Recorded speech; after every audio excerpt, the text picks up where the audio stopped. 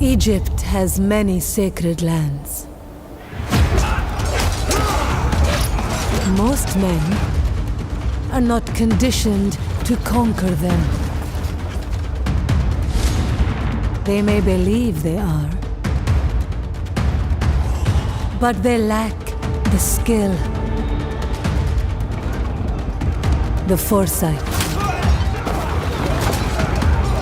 the respect.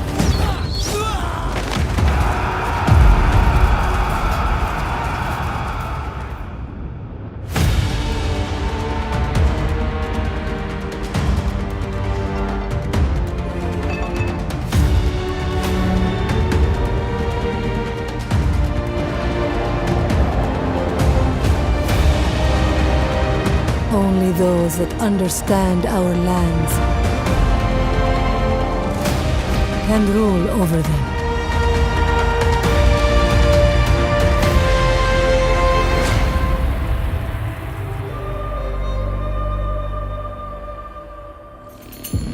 Good morning, everyone. The sun is shining, the Pharaoh's dead, and we are getting out of... The Pharaoh's dead. How dramatic. Well, we all know what happens when you have an empty throne. Civil war. And the question on everyone's lips is who will be Pharaoh next? No checking the history books, we're in control of history now. We're showing you an early alpha build of the game, so please forgive any upside down pyramids or other visual oddities. Our journey started in Upper Egypt, which is actually south of Lower Egypt. Figured that one out. We took advantage of our close relationship with Seti and set up some early barter agreements. 500 food for 110 wood put us in a healthy position to grow our army. And grow we did, taking out and settling the provinces of Yebu through Hetem and Mez, and Kirka Oasis. We didn't just take these lands on a random whim though. Oh no. Their production of food and stone respectively was important for us to secure our large armies. But now that the Pharaoh is out of the picture, they benefit us in more ways than one. Let's head into the Pharaoh's crown window to get a rundown of the situation and officially join the war. We have 15 turns until the next Pharaoh is decided, which will increase as new factions join the war. The basis of that decision lies in how much legitimacy the contender has. As you can see, we currently have 43 legitimacy. One of our largest sources of that comes from how much sacred Egyptian land we own. When I said we didn't take this land on a random whim, here's the main reason we took it. Expanding out into the desert has gained us enough legitimacy to land us in third place for the crown. Our closest rivals include Amenmez and Meneptah's remaining faction. I'm not above spoiling the race with a little blade to the ankle, if you know what I mean. I'm gonna kill off my competitors if that wasn't clear. Once we take the lead for legitimacy, we'll claim our place as Pharaoh, and using that power, take Meneptah, our rightful land to rule from, also known as Memphis. So, on turn 22, we were just attacked by one of the last remaining armies of Kirka. They thought they could take back Kirka Oasis, but Tausret was close enough by to interrupt their siege. Now, I love Kirka Oasis. It's my favourite oasis, but I'd rather not have to keep bringing Tausret back over to defend it. So before we leave, I'm going to stop by the settlement's garrison camp. By swapping in some of our units, we can have a backup army with reduced upkeep lying in wait nearby, just in case the settlement needs it. We have a couple of these camps dotted around our most vulnerable settlements, with units positioned to lend a helping hand if needed. We'll then recruit some more units to keep Tausret's army strong. We've got a nice balance going of ranged and melee to back up our chariots. Probably best to upgrade some of our food-producing buildings as well to feed the new men. As the leader who has declared themselves a pretender for the throne, we have access to a selection of crowns, each with bonuses to our faction.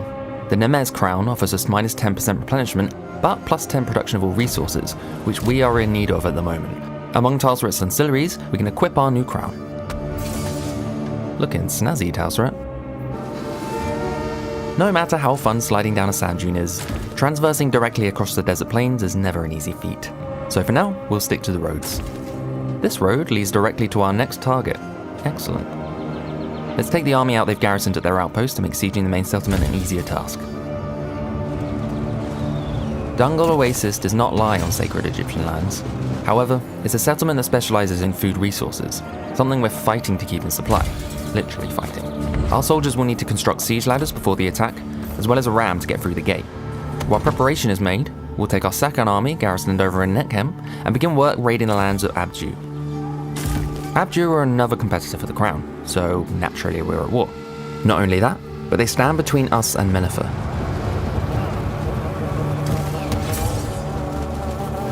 Oh, and if you've noticed the world has turned a little gloomy, it's because we've entered into a state of crisis. Don't look at me, I've been looking after our lands. I don't know what's going on over in Canaan. Well, let's hope that the gods are with us today. And if we head into the local deities panel, we can see their friendly faces. Before we continue in our campaign, we really should show them a little bit of attention, in the hopes that they'll bless us with some of their good fortune. Don't just pick your god and hoot that's the coolest though. We all know we'd pick Anubis. Instead, take a look at what bonuses they can offer you. Each god offers 3 tiers of worship, which we can build up through building shrines, praying to them, and devoting generals to their name. We're currently worshiping Isis, but Osiris offers 10% replenishment from prayer, a useful bonus post-battle. Plus, if we take Abju's capital, we'll have the cult center for Osiris. Taking that would seriously increase our favor. Whether it's divine intervention or placebo of belief, doesn't matter, works for me. Our siege equipment is ready, so let's head into battle. Necessary. Engage the enemy. At the beginning of battle, we're shown the current and predicted weather conditions.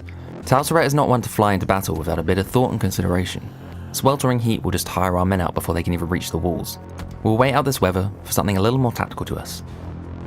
The sandstorm will once again help us here as we approach the walls, by reducing the enemy archers and towers' accuracy. We've positioned our siege ladders to the south, and our ram is on its own in the west, convincing our enemy to only hold a small defense at the gate.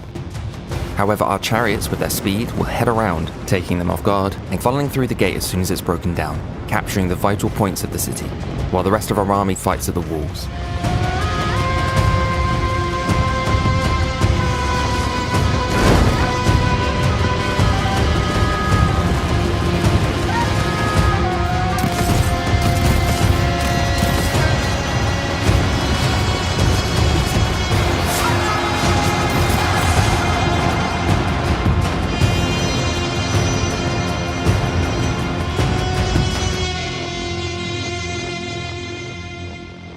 Back in the campaign, we've specced into decrees focusing on resources so far. However, I plan on recruiting some more chariot units, so let's steer our research in that direction.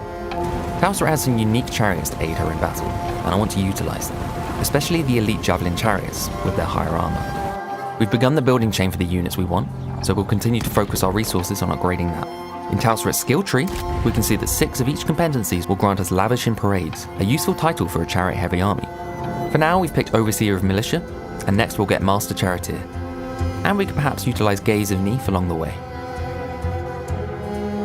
We'll send Tausret down to the Buhen province, another source of both sacred Egyptian land and precious food production, plus our closest crown rival, Amenmez.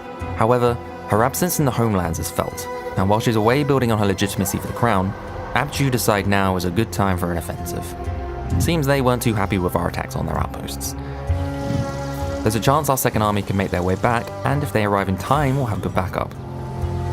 If not, we'll have to rely on the garrison force at our nearby outpost.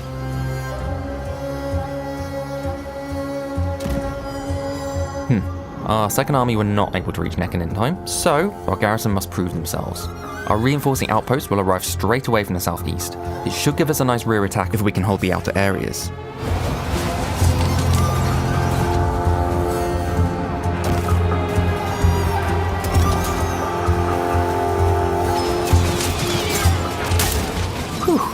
Tausret's army settles the raid's Her Hetem. It'll be the first of 4 settlements we plan to take in Buhen. As she heads down to face Amenmez, we've sent our second army back up north to finally take care of Abju. Then we'll take him across the river to take out our crown competitor, Wasset. It'll be an aggressive few turns before the end of the Civil War.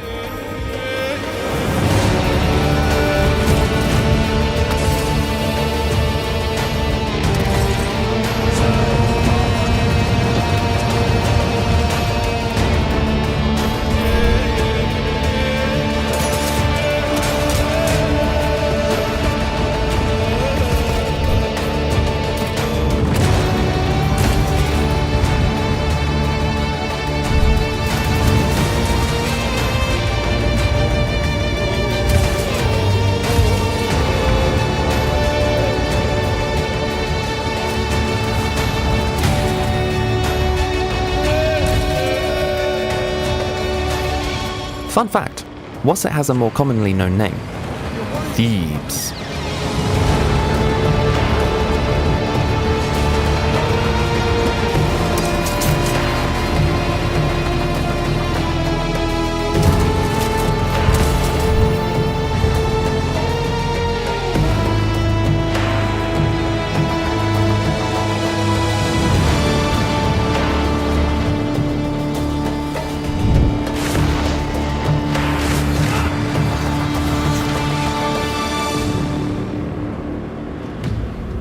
At long last, we have proven our worth to sit as Pharaoh over Egypt. But a crown isn't enough for Tausret. She wants the throne. Meneptah sits in the north, just beyond our husband Seti, who we've built good relations with. To get there, we need to take out Meneptah's remaining faction. Abju and Amenmez were taken care of, but while Meneptah's remaining faction is dwarfed by our power, they still pose a threat, and a second civil war could be just around the corner. Let's move my pieces around a bit. Utilizing our biggest natural asset, the River Nile, we can transverse across Egypt in a much more efficient manner. Tausret can head up north to connect with our second general in our approach on Meneptah. We should also set up some new trade deals to keep our resources flowing. We can find out what resources are in more demand and set up our barter agreements accordingly. And finally this turn, we'll want to revisit the gods. We've been doing an awful lot of praying, as well as constructing shrines at our outposts. Opening the local deities panel, we can see we've reached tier 2, which enables us to devote our general to Osiris. Looking at Ra's bonuses, it would have been nice to get a charge bonus for our chariots. No, I can't be tempted. I'll stick to Osiris. Besides, through the preparation against reprisal decree, we can unlock another slot for worship, get 2 gods on the go. Perhaps for now we'll devote our second general and save Tausret for Ra a little later down the line. En route, we'll stop by our chariot workshops to pick up some new wheels. The elite javelin chariots are ours to recruit. Their higher charge bonus will be very useful for flanking. We've also unlocked the upper Egyptian Kopesh warriors, who are immune to flanking. There's one remaining army of Wasat, and as we move up the river, Tausret can thank our second general for his hard work by helping to take them out, ending their story once and for all. This gives us a good chance to try out our elite javelin chariots. We'll take our other chariots around to distract the enemy ranged units, while our elites tease the infantry units. I might hold the rest of my army back a little bit to play with them. Yeah, they ain't reaching me. Chariots are just perfect for skirmish mode.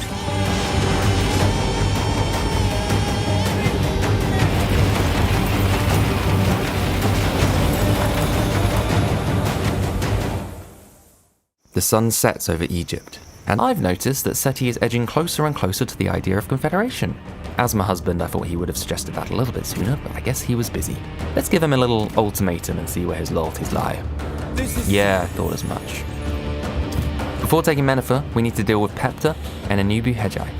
We'll send our warlord Seti out first to encircle the garrison outposts, cutting them off from the main settlements, while the brain of the operation, Tausret, swoops in to take control. Our second general will continue to defend our homelands.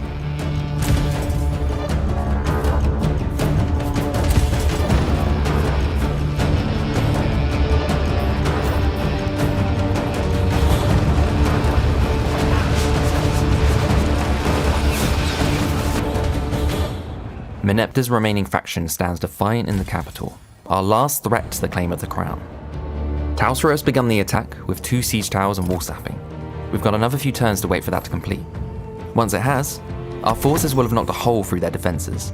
I plan to utilise it for my chariots to get in faster. Let us prove our legitimacy. We've set our siege towers to arrive at 2 different areas of the western wall, to spread out the enemy forces. In front of them will be our spearmen in a spear wall formation, protecting themselves and the ladder units from arrows. Our wall sapping has created a gap on the southwest corner, which will send our elite chariots through.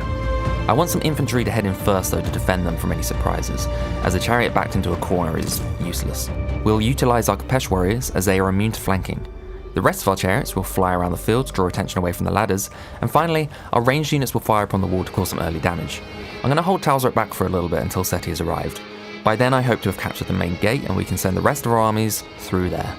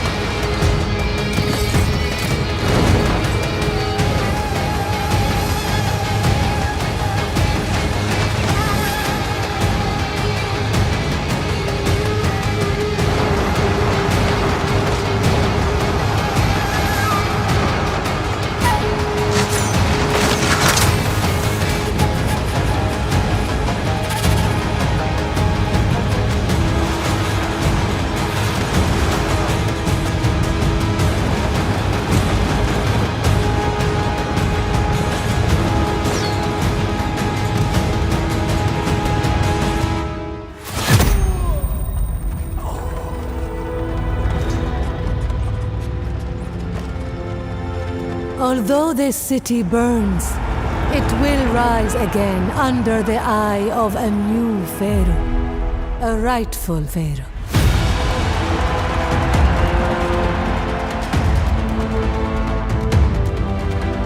Egypt will no longer be led by short-sighted locusts, determined only to chase satiation, but instead, with the patience of the deserts, shaping Egypt with purpose, wisdom, and conviction.